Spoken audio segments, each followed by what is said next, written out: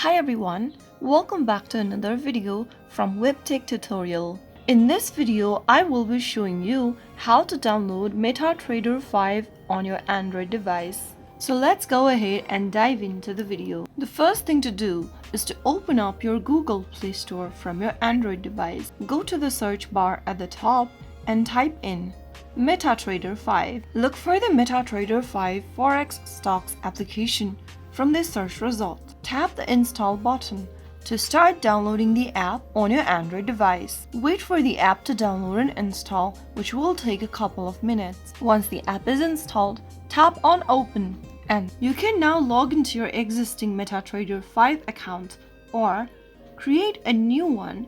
If you don't have an account yet, you can now start using MetaTrader 5 to trade various financial instruments such as currencies, stocks, commodities, and more. That's how it's easily done.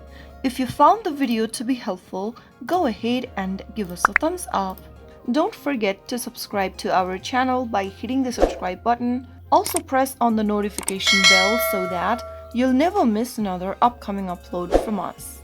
I will be back again in the next video. Thank you for watching.